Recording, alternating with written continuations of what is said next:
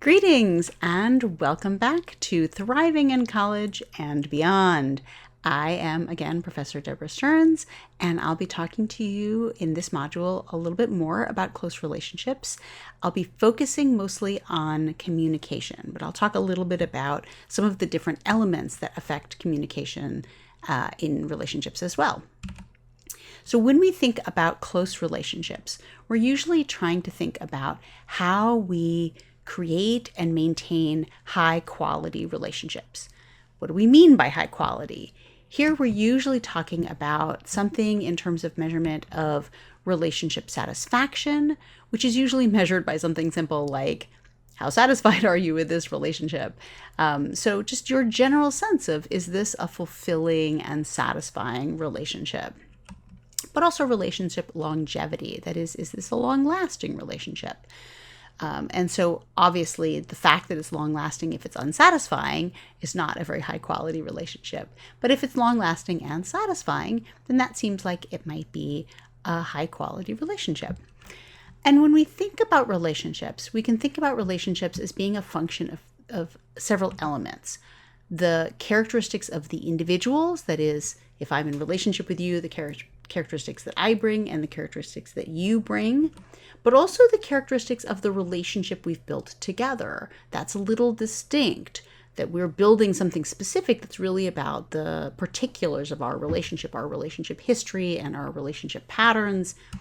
And also, obviously, the context. What's the context of our relationship? And this could refer to culture. It could refer to specific contextual factors. This is a relationship that's at work. This is a relationship that's in a dorm. This is a relationship of family, those kinds of contextual elements.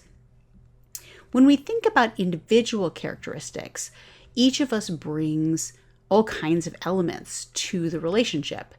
One is that we bring what has been typically called attachment style. You might think of these as a relationship schema or a relational schema. So a schema is like a cognitive structure. So this is talking about our internalized expectations. Some people would call this an internal working model. So when I think about relationships, what's my expectation? What's my internal idea or template of how this relationship will go based on what I think is true of relationships generally?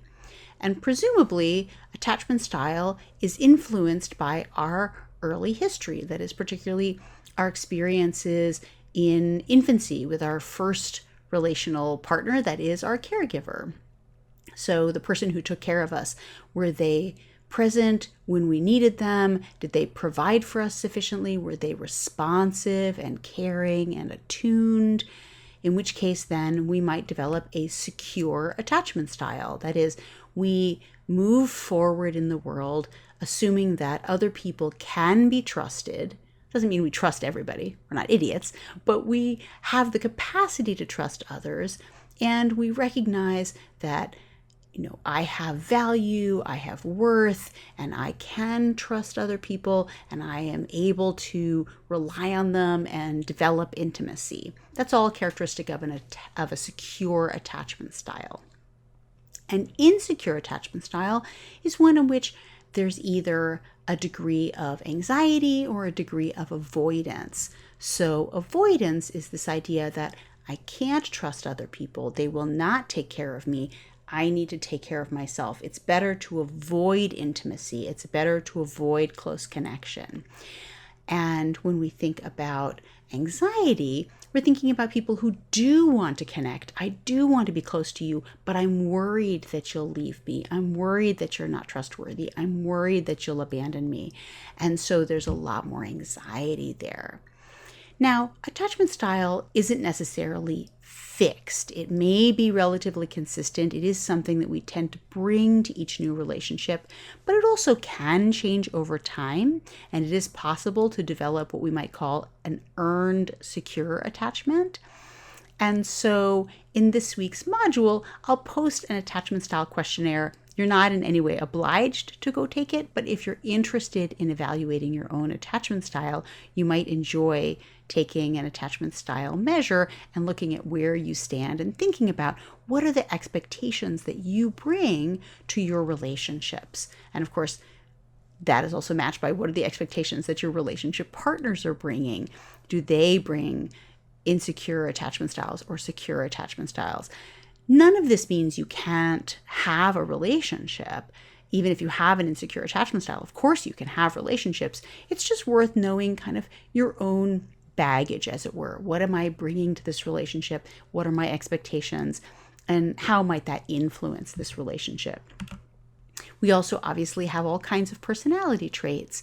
This goes to things like patience or aggression or any of these kinds of personality traits that, of course, influence the relationship as we're developing.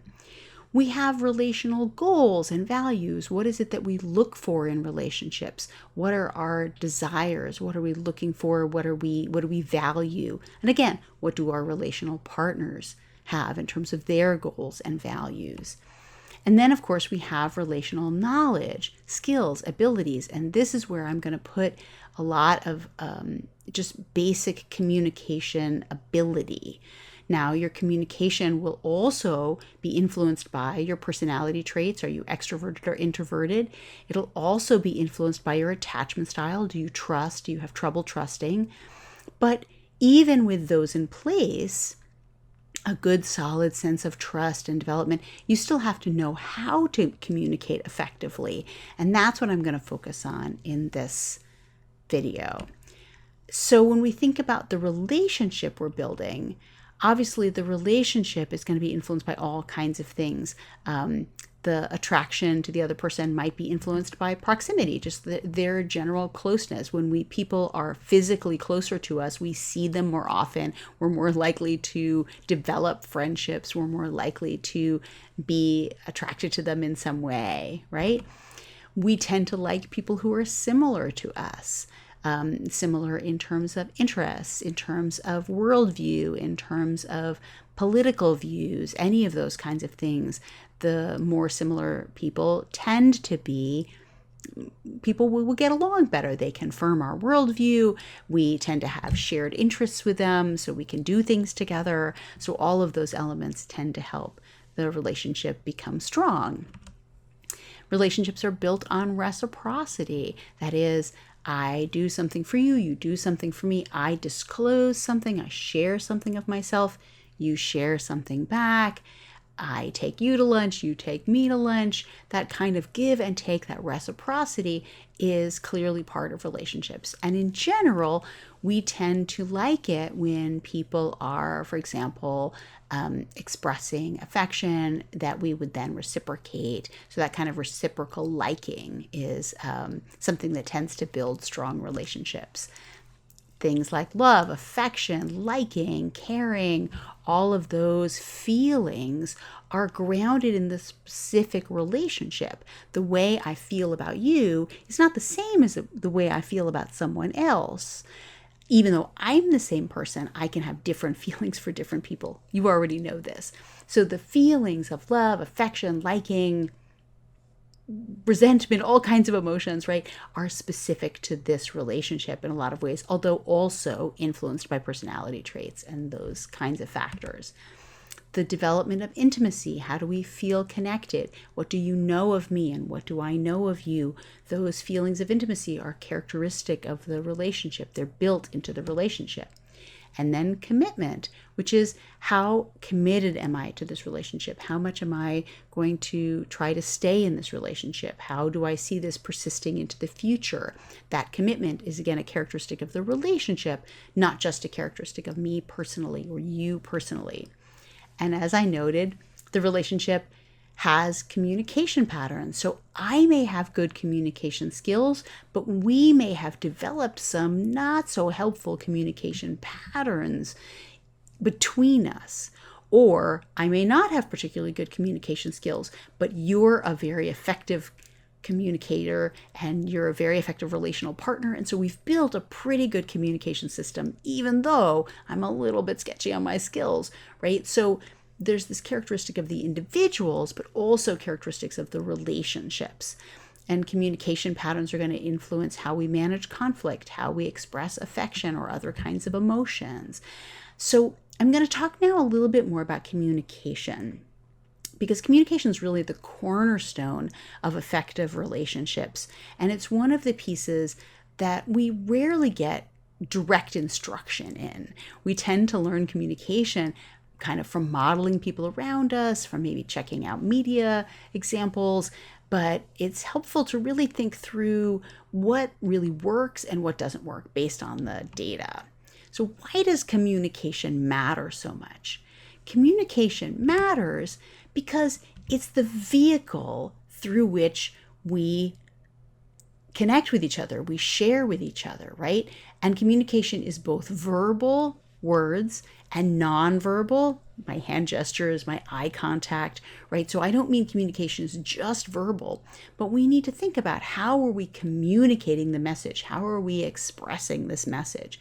So communication is going to be our method for expressing emotions, anger, frustration, fear, pleasure, happiness. All of the emotions are feelings we have inside. Of course, you've already heard about that, and things we regulate, but also interpersonal expressions, because I can't know how you feel unless you communicate that to me, express it somehow. That could be a facial expression.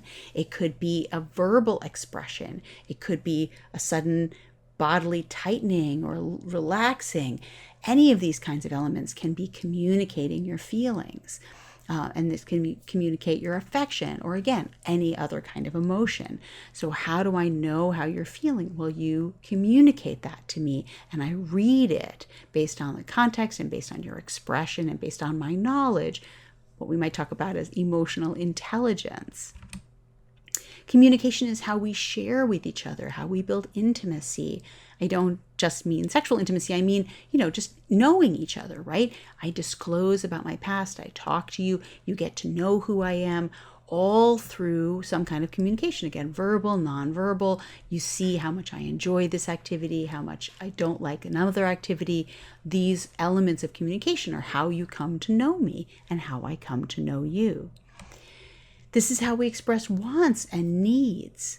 If I want you to be on time, or I need you to be more open, any of these kinds of things, again, are expressed through some kind of communication, verbal, nonverbal.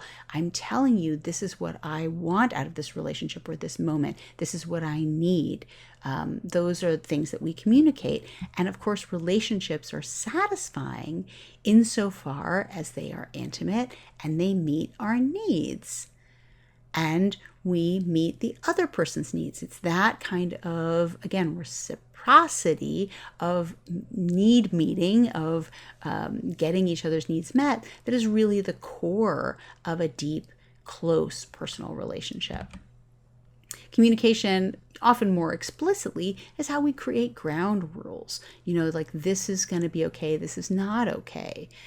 So whether that's about, is it okay for you to tease me this way? No, I don't like it. Or is it okay for you to look at my texts on my phone? No, yes. Those kinds of ground rules are important elements of communication as well. And that, again, is going to contribute to our feeling of trust, our feeling of safety, our feeling of security, and knowing where the relationship is. Communication is how we negotiate conflict. Any relationship is going to occasionally have some degree of conflict, and it's communication that helps us navigate that conflict effectively. And I'll talk a lot more about that in a minute. So when we look at the research literature, we can look at the effective elements of communication, and many of these are going to seem utterly transparent and straightforward to you, and you'll be like, yes, I already know this, but some of them you may not know.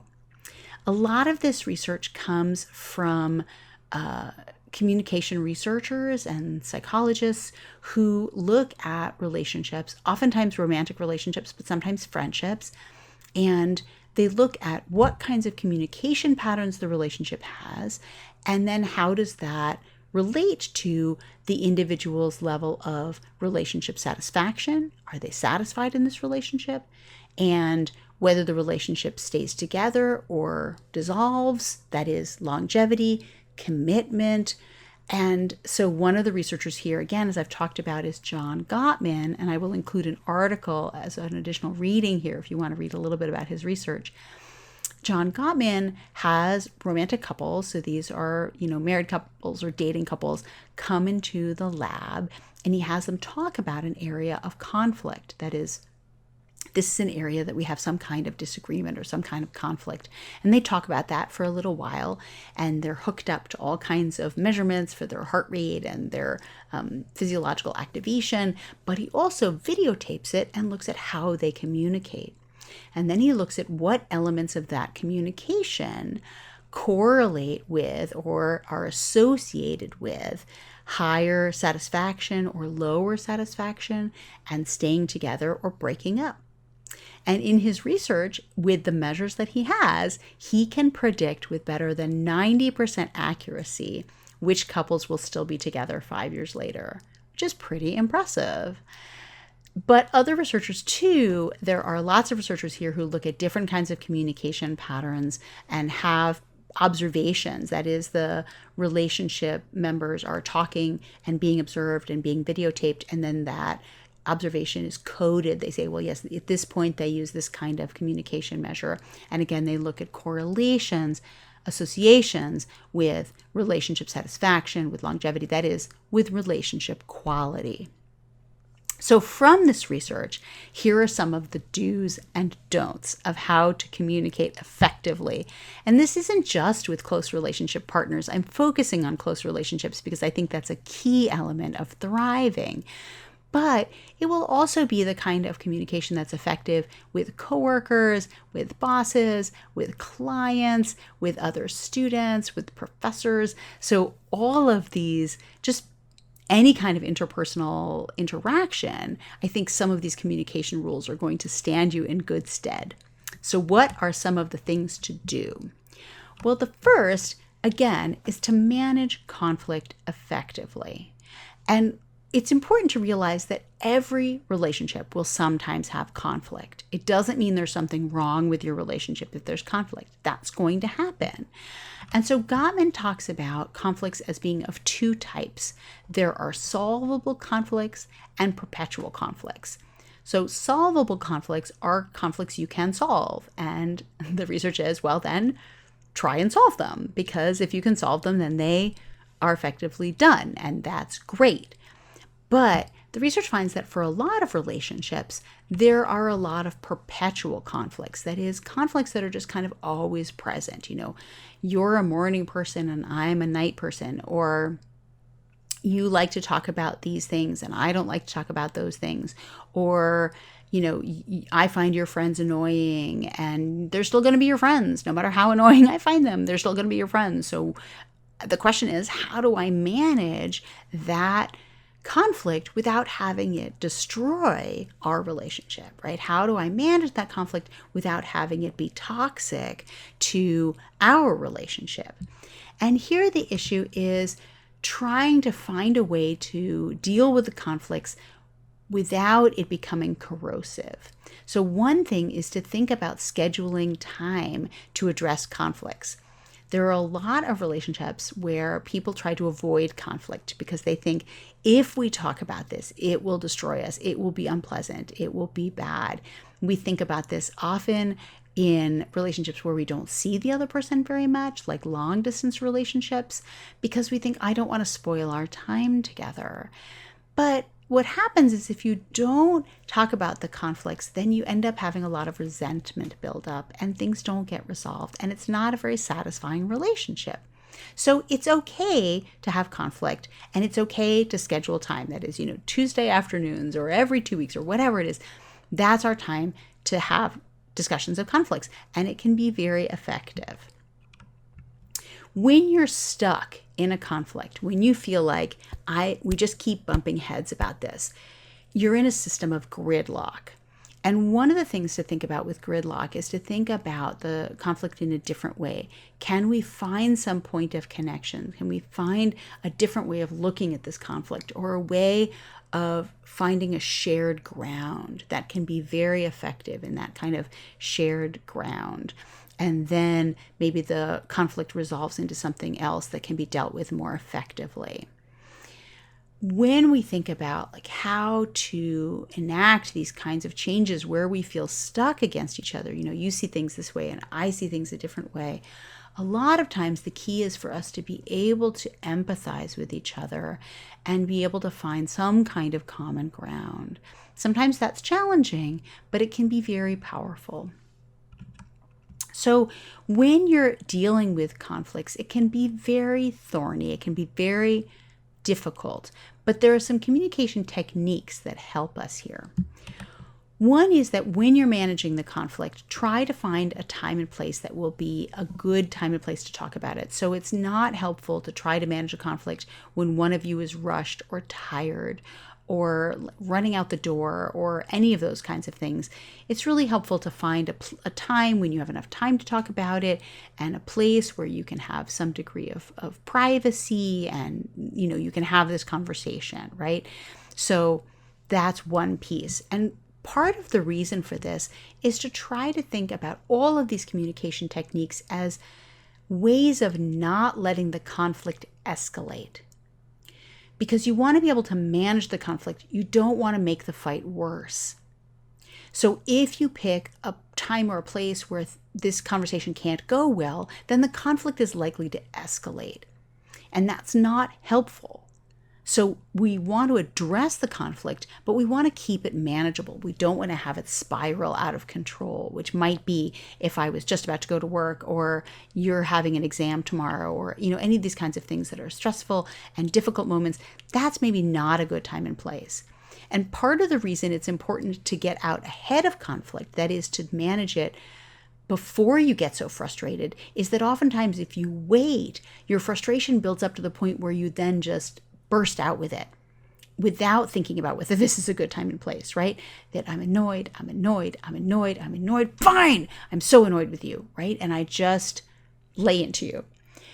But if I had really thought about it before I got so explosive with it, before I got so frustrated, then we could have talked about it in a more appropriate time and place, rather than just the moment when I lost my temper, I lost my patience. So that's part of the reason to get out ahead of the conflicts, so you can think about managing them more effectively. You want to create a space where people feel like they can be honest and open. And that really is about building trust and building care. So part of this is obviously the history of the relationship, and again, attachment styles, but some of it can be developed when you're expressing empathy. Empathy is, I understand how you are experiencing this. I understand your experience. I feel where you are. That's empathy, right? I get where you're coming from. I get how this experience is for you. It doesn't mean you have to agree, but I understand. That empathy is so powerful. When people feel that you are empathizing with them, they feel connected, they feel more open, and they are willing to listen to you because they feel understood. And as I'll say later, validated. So I'll talk a little bit about validation in a minute. So empathy is very powerful. And the other is what Rogers calls unconditional positive regard. And it's a long phrase, but what it just means is that I like you for who you are. I respect you for who you are, and you don't have to be somebody in particular or do anything in particular for me to like you. You already have my positive regard. I already think well of you. I respect you. I care about you. I like you. You got that. So even if you say something difficult to me, and maybe I will be angry and maybe I'll be upset, but I will still have basic respect for you and basic care for you, and I will like you, right? So that kind of unconditional positive regard is a very firm foundation for being open, because I don't think you're going to suddenly view me badly. I don't think you're going to reject me because you've said in word or in nonverbals or in previous behavior, this, whoever you are, it's okay with me. again, it doesn't mean that I have to stay in the relationship with you. It doesn't mean I have to accept all your behavior. I'll talk about that in a minute. But it does mean I accept you as a person, and I will treat you with decency no matter what you say here. Those are very powerful places to start a conversation. It's a good foundation for feeling safe that you can share.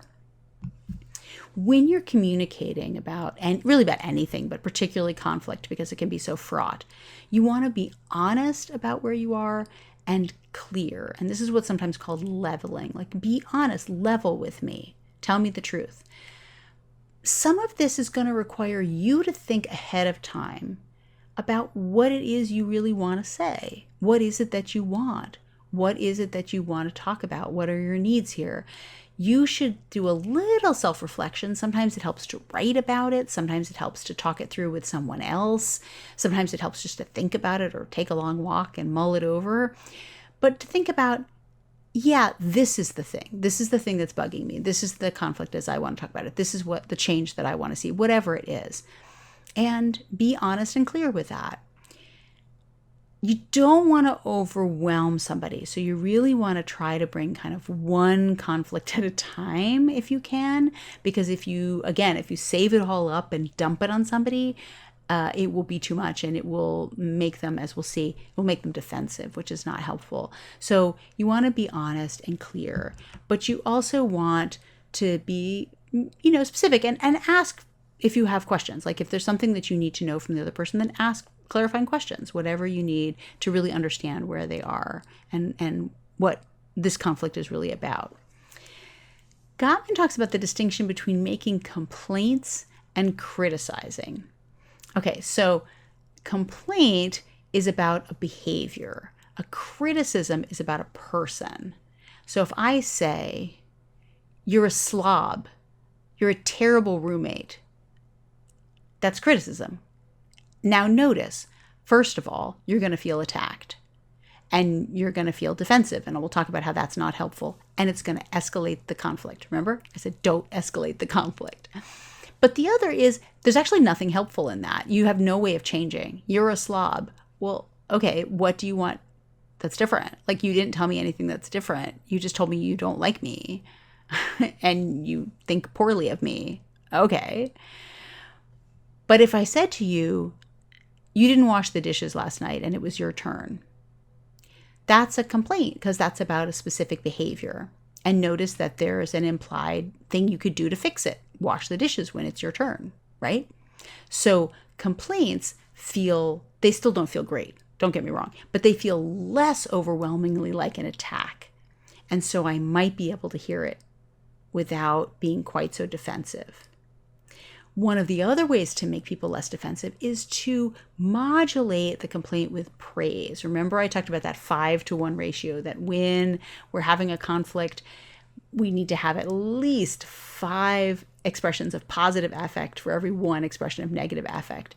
So it's helpful if you can soften this a little bit, have what's sometimes called a soft startup, where you don't just lay into the person with the complaint right away, but maybe start with a little bit of praise, or a little bit of tempering in some way.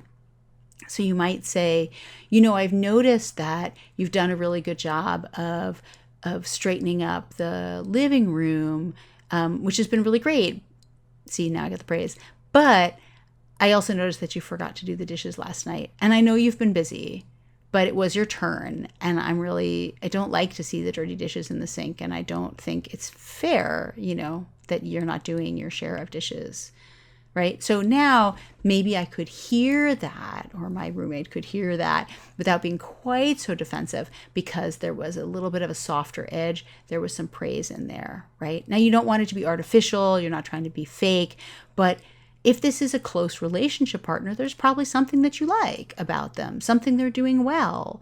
Well, that's helpful for them to know as well. So you can go ahead and put in this praise, even if it's something like, I love you, or I like you, or you're a good friend, or yeah, you're my sibling.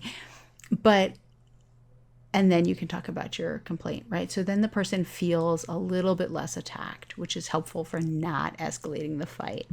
Again, you want to also edit things out that are going to be hurtful. You don't want to say things that are going to be intentionally hurtful because they will escalate the fight, right? So you want to level, but you also want to edit. You want to just have one complaint at a time. Again, don't feel overloaded. You want to try to be constructive and not mean or unkind. Those kinds of things are not helpful. It's sometimes tempting, but it's not helpful because they escalate the conflict. When you're listening to the response, when you've talked about this complaint and the person starts speaking back, you want to be an active listener. An active listener has eye contact, is doing nodding or yeah, those little minimal responses, or asking questions for clarification. If you're just sitting there staring at the person, or worse, looking off into the distance, they may not think you're listening at all, and it feels very invalidating. So try to show that you're really listening to this person. And the other thing you want to do is you want to make sure that you understood them correctly. And one way to do that is to use what we call paraphrasing, which is to say back what you think this person said to you. I mean, not word for word, that's bizarre, but in terms of like recapturing it. So they could say, yeah, but I am really busy this week and the dishes were just too much for me to do. And you could say, yeah, I'm hearing that this week was really a hard week for you and maybe you felt a little bit overloaded and the dishes seemed like more than you could handle. So can we come up with some system for those weeks that you're busy? Maybe one of us could take it on that week, but then you could take it on a week when I'm busy. What do you think? That kind of thing. So now I'm paraphrasing back. I'm letting you know I heard what you said, because sometimes I got it wrong, right? And then you can clarify for me. Sometimes the person you're talking to is not so great at communicating, and maybe they said something imprecisely, or maybe you just heard it through the lens of your own anxieties, and it's helpful to paraphrase. You want to validate your relational partner's concerns. That is, it doesn't mean you have to say they're right, but it's really helpful to say, from your perspective, your experience makes sense. That's all validating means. And obviously you wouldn't say it that way. That's very awkward. But you would say, in one way or another, I understand that from where you're sitting, from where you're standing, that makes sense. But, here's how I see it, or something like that, right? But when you feel validated, it's very affirming and it tends to reduce the level of anger and reduce the level of hostility. This is very effective in customer service. If you work in customer service with cranky customers, they want you to hear, have empathy, and validate where they're from. Yes, that sounds like a terrible customer service experience. I'm so sorry you had that experience, right? That will often calm the person down. Whereas if you say, well, sir, that's not what really happened, they're going to get so wound up because you're challenging their worldview. So validation is a very powerful tool. Again, you want to be honest with it. You want to be authentic with it. But it is very helpful if you can have empathy and you can say, yeah, what you're saying makes sense from where you are, right? And then we will all stumble from time to time. We'll say something maladroit. We'll say something that's just not quite what we meant, or maybe is a little hurtful, any of those things. We need to be able to come back from that. We need to be able to repair. And that's what Gottman calls repair attempts, which can be the ones that are really effective. The repair attempts that are really effective are ones that are about connection and emotion. So you don't necessarily need to do this at a rational level. You want to do something that reconnects you with your relational partner. That could be humor, obviously needs to be done carefully, not humor at the person, but shared humor. It can be, again, something positive or something that de-escalates the situation. Any of these things that are helpful for sort of reconnecting, taking responsibility for your part of it, right? Yes, indeed, this part is something that's on me. That helps to repair a gaffe or a moment of not being quite attuned. So these are all very effective tools, again, in really any kind of communication setting, but particularly with conflict because it's so difficult. So what are some of the don'ts, right? Things not to do. Don't show contempt. Contempt is an emotion that's a combination of disgust and anger. And really, what Gottman finds is that couples that show contempt for each other are very likely to break up, because that is a very difficult emotion to feel for somebody that you care about. So if you find yourself sneering at your relational partner, or your relational partner is showing disrespect for you and contempt for you and belittling you, that is a bad sign. And we often see this in kind of media representations of relationships where people will mock each other or make fun of each other, oh, the old ball and chain or whatever. That is not healthy. That is not the characteristics of a satisfying relationship. It may make for funny comedy, but it is not a healthy relating style. So contempt tends to be very problematic. You don't want to be the kind of relationship that avoids conflict, because then again, this is going to build resentment. This is where you're going to feel like more and more resentment. And again, it will burst out, or you'll feel unsatisfied, or you'll just stop seeing the person because you feel very resentful. So you want to manage the conflict, not just avoid it. Gottman finds that even couples that have a lot of conflict, what he calls volatile couples, actually can do very well if they manage the conflict successfully. If the heart rate doesn't get too high, if you don't get too overwhelmed, right? If you're managing the conflict without escalating the fight, right? Again, you don't want to escalate the conflict, and you want to avoid what Gottman calls flooding. This is where your heart rate goes up, your physiological arousal goes up, and you just feel so overly stimulated, like there's too much, that you can't even listen to the other person, you can't process what's going on, you're just completely flooded. And that tends to not be helpful for conflicts, that kind of flooding experience. So again, you don't need to keep things at some kind of artificial calm. It's okay for there to be emotions, of course, but you want to keep it from being at this level that is really unmanageable, intolerable, right? Because when it gets to that level, people cannot communicate effectively and they can't listen effectively. So ways to avoid the escalation of the conflict. You don't use a harsh startup. So that's what I was talking about last time. You're a slob, or you always, or any of these kind of immediate, like launching into the problem, the conflict, the criticism, any of that stuff is going to be too much. And when you get that kind of harsh startup at you, then what happens is you're going to feel defensive, and we're going to see that's a problem. Again, you want to not express criticism of your partner, your relational partner. If you need to express a complaint, that is fine, but you want to avoid intentionally hurtful comments. You want to edit out the things that are going to be hurtful to the person. It's not helpful. It sometimes feels very tempting because maybe you feel hurt, but hurting them back will just escalate the conflict, and it's just not effective for reaching your goal. You want to try to avoid defensiveness. This is one of the big challenges, because even when we receive a complaint in a carefully phrased, framed with praise way, it often makes us feel defensive. Well, that's not my fault. I didn't do it, right? That kind of, we feel attacked and we respond with defensiveness. So you want to try to create a context where the other person will not be defensive. It's just not helpful.